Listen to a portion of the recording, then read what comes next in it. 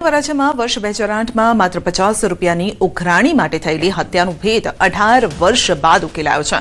સુરત પોલીસે ઝારખંડના જંગલમાંથી ફરાર આરોપીને ઝડપી પાડ્યો છે। વરાછા પોલીસને બાતમી મળી હતી કે આરોપી ઝારખંડના દુમકાના જંગલોમાં આદિવાસીનો વેશ ધારણ કરી છુપાયેલો છે, જેના આધારે પોલીસે સર્ચ ઓપરેશન હાથ ધર્યું। મુખ્ય આરોપી રાજેશ ઉર્ફે રાકેશ રોશનને ઝડપી પાડ્યો છે। સતત 7 દિવસ સુધી જંગલમાં વોચ રાખી પોલીસે આરોપીને પકડી પાડી કાયદેસરની કાર્યવાહી હાથ ધરી છે।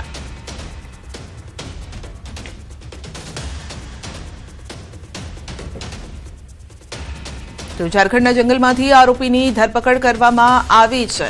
7 દિવસ સુધી જંગલમાં વોચ રાખવામાં આવી હતી અને ત્યારબાદ આરોપીને દબોચી લેવાયો છે। असर लोकोना स्वास्थ्य पर थई रही है। सोला सिविल होस्पिटल में एक सप्ताह में 14,210 ओपीडी नोंधाई। डेंग्यूना 127 सेम्पल लेवामां आव्या। 543 मेलेरियाना सेम्पल लेवामां आव्या छे। टाइफोइडना 6 केस नोंधाया छे। झाड़ा उल्टीना 39 केस, शरदी उधरस तावना केसमां पण वधारो थयो छे। बेवडी ऋतुमां लोकोए स्वास्थ्यनी विशेष काळजी राखवी जरूरी छे। गया अठवाडिया में अमरी होस्पिटल में ओपीडी में लगभग 14,210 दर्दी ओपीडी में नोंधाया। दाखल दर्दियों 1229 दर्दियों दाखल दर्दी तरीके नोंधाया। बेवडी ऋतु में सामान्यतः इम्युनिटी डाउन थती होय छे, तेना कारणे शरीर में चेन्जीस आवता होय छे। तो विशेष काळजी राखवा माटे आपणे गरम पाणी उकाळेલું पीवुं जोईए। अत्यारे अमदावादना सोला सिविलमां डॉक्टरनी आंखमां उंदर करड्यो हतो। सोला सिविल होस्पिटले करी छे स्पष्टता। होस्पिટલમાં ઊંઘમાં ડોક્ટરને જંતુ કરડ્યું। કયું જંતુ કરડી ગયું છે તેનાથી ડોક્ટર અજાણ છે। ડોક્ટરને આંખ પર બાઇટના નિશાન અને દુખાવો થયો હતો। દુખાવો થતા એન્ટી રેબિસ વેક્સિન પણ લીધી હતી। સામાન્ય રીતે anti rabies vaccine dog, monkey જેવા જાનવર કરડે ત્યારે લેવાતી હોય છે।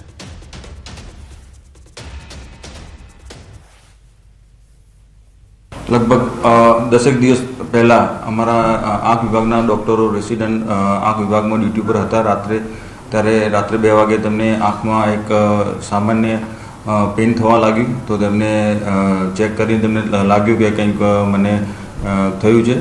तो तेमने त्यारे तेमने कोई मच्छर के कंई करड्યું હોય એવું लाग्યું।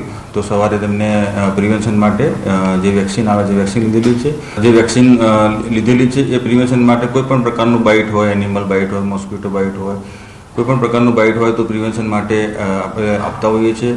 પેશન્ટ પણ આપતા હોઈએ છીએ અને અમે પણ લેતા હોઈએ છીએ। સુરત શહેરમાં વડોદની અગ્રવાલ ગેસ એજન્સી સામે તંત્ર દ્વારા કડક કાર્યવાહી કરવામાં આવી છે। એજન્સીની તપાસ દરમિયાન 35 ભરેલા અને 205 ખાલી સિલિન્ડર મળી આવ્યા। અન્ય ટ્રકમાંથી મળીને કુલ 307 સિલિન્ડર જપ્ત કરાયા છે। તપાસ દરમિયાન એજન્સીનો મેનેજર ઓફિસ છોડીને ભાગી ગયો। સંગ્રહખોરી કરી કાળાબજારી કરતો હોવાની આશંકાએ એજન્સીની ઓફિસ અને ગોડાઉન સીલ કરવામાં આવ્યું છે। હાલ કમર્શિયલ સિલિન્ડરની 12 અન્ય ગેસ એજન્સીમાં તપાસ પણ હાથ ધરાશે। ત્યારે એજન્સીની તપાસ દરમિયાન જે આપણે જે સંચાલક છે એ સંચાલકને અમને રૂબરૂ હાજર ન મળી આવ્યા। એ માટે અમે ત્યાં સુપર ગેસના 35 ભરેલા સિલિન્ડર, ભારત ગેસના 1 ભરેલો સિલિન્ડર, સુપર ગેસના 205 ખાલી સિલિન્ડર સીઝ કરેલા છે। તેમજ ત્યાં ટ્રક પણ એક મળી આવેલ। એ ટ્રકમાં પણ ભારત ગેસના 102 ભરેલા સિલિન્ડર, એમ કુલ અમે 307 સિલિન્ડર સીઝ કરેલા છે। હવે આગળની તપાસ ચાલુ છે। જે નીકળી આવશે એ તપાસમાં એ પ્રમાણે આગળની કાર્યવાહી કરવામાં આવશે। ઉમરાકાંઠા નહેર તૂટવાનો મામલો છે। સિંચાઈ વિભાગે પાણી બંધ કરી નહેર ખાલી કરાવી યુદ્ધના ધોરણે સમારકામની કામગીરી હાથ ધરી છે।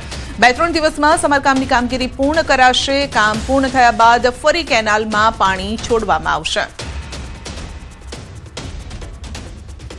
અમદાવાદના સરખેજના ઠાકોરવાસમાં હત્યાનો મામલો છે। ધરપકડ કરાયેલા 4 આરોપીઓને સાથે રાખી रिकन्स्ट्रक्शन કરવામાં આવ્યું। ઘટના સ્થળે પોલીસે કર્યું रिकन्स्ट्रक्शन।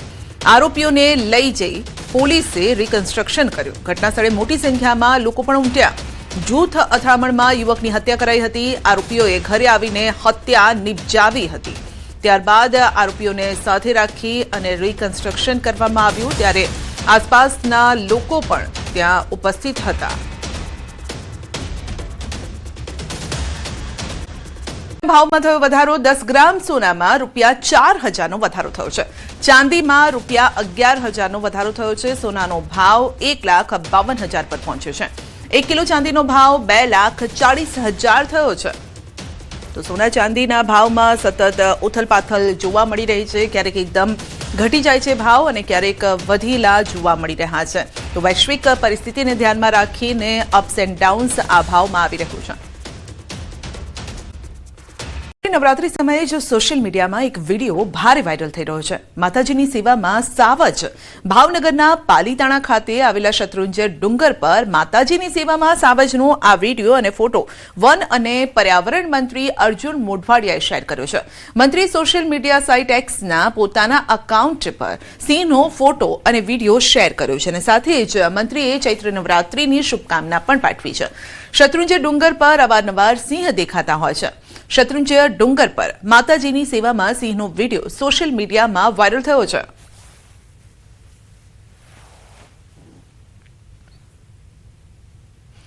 તો સિંહ ત્યાં આવીને બેઠો છે. આ સાથે જ જાણે કે નમન કરતો હોય અને માતાજીની સેવામાં આવ્યો હોય તેવું દેખાઈ રહ્યું છે.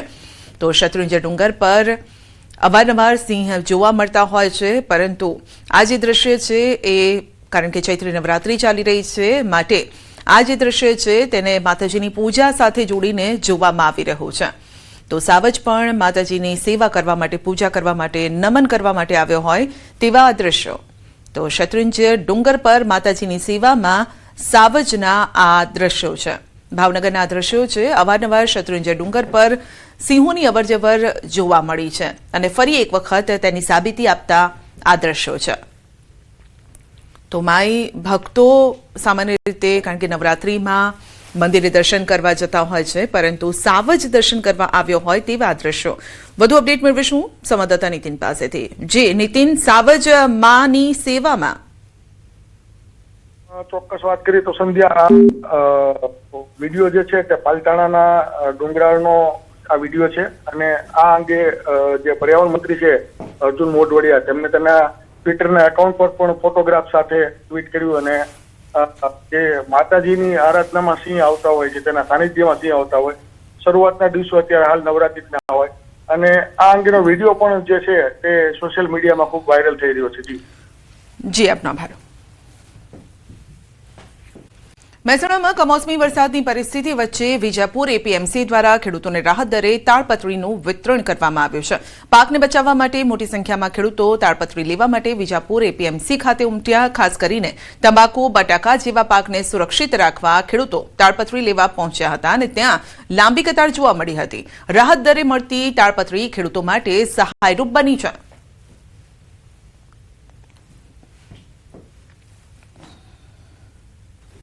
જિલ્લામાં ભારે પવન અને કમોસમી વરસાદના કારણે વિવિધ પાકોને ભારે નુકસાન થયું છે. ખાસ કરીને ખાંભા, બગસરા, ધારી, ચલાલા, અમરેલી સહિતના વિસ્તારોમાં સૌથી વધુ અસર જોવા મળી છે. ડુંગળી, તલ, ચણા, બાજરી જેવા પાકો વરસાદથી પલળી જતા ખેડૂતોને મોટું નુકસાન વેઠવાનો વારો આવ્યો છે. દર વર્ષે માવઠાના મારના કારણે ખેડૂતોમાં ભારે નારાજગીનો માહોલ સર્જાયો છે. હાલ ખેડૂતો રાજ્ય સરકાર તરફથી તાત્કાલિક સહાય મળે તેવી અપેક્ષા રાખી રહ્યા છે.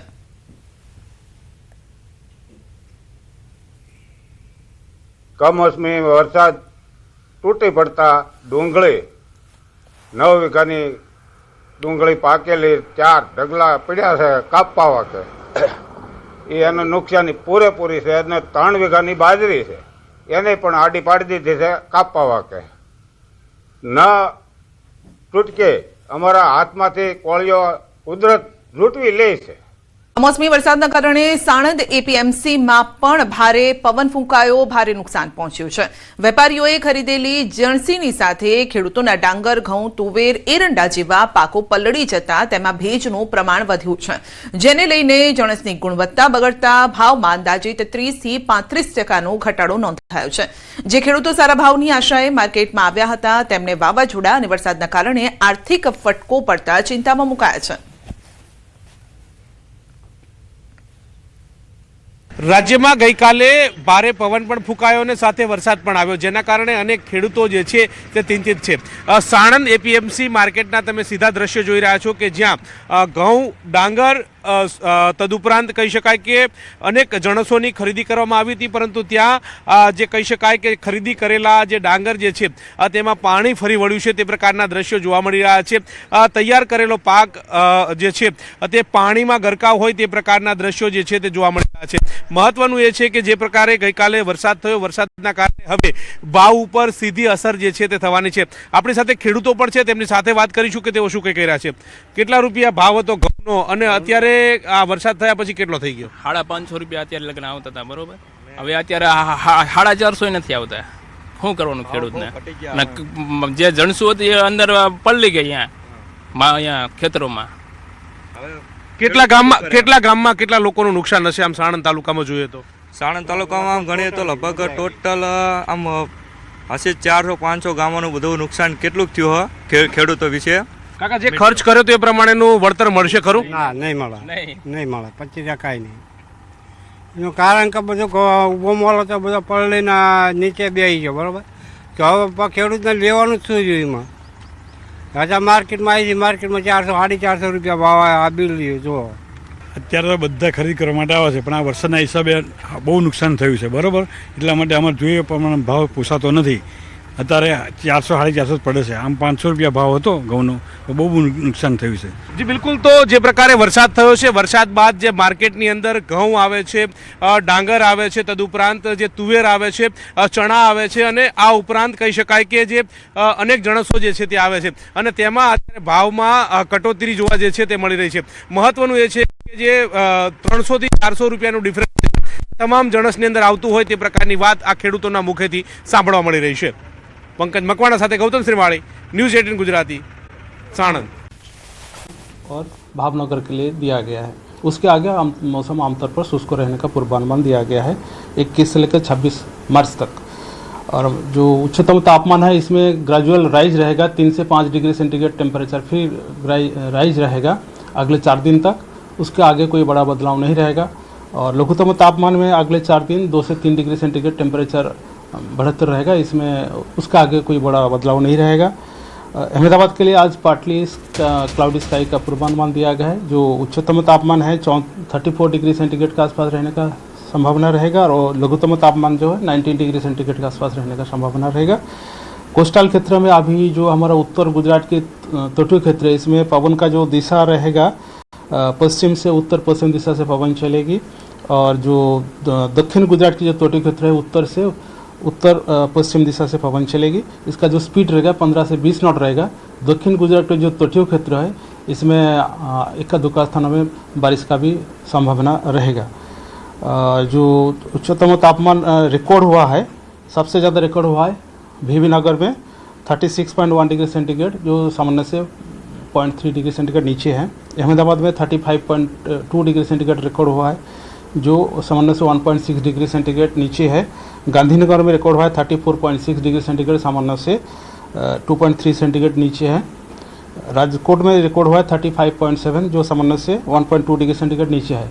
लघुतम तापमान सबसे कम रिकॉर्ड हुआ है अमरेली में 16.6 डिग्री सेंटीग्रेड, जो सामान्य से 3.2 डिग्री सेंटीग्रेड नीचे है. अभी जो सिस्टम हमारे लिए इम्पोर्टेंट है, एक western disturbance as a trap देखा गया है उत्तर पाकिस्तान से लेकर दक्षिण पश्चिम मध्य प्रदेश तक अक्रॉस हमारा जो पंजाब एंड राजस्थान होते हुए 3.1 and 12.6 kilometre above mean sea level.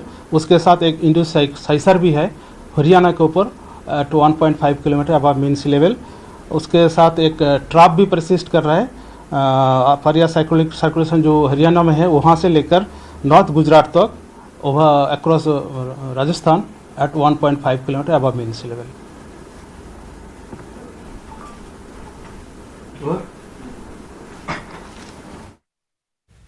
તો હજુ પણ માવઠાનો માર યથાવત રહેશે. દક્ષિણ ગુજરાતમાં પણ કમોસમી વરસાદની આગાહી કરવામાં આવી છે. છૂટોછવાયો પણ વરસાદ રહેશે.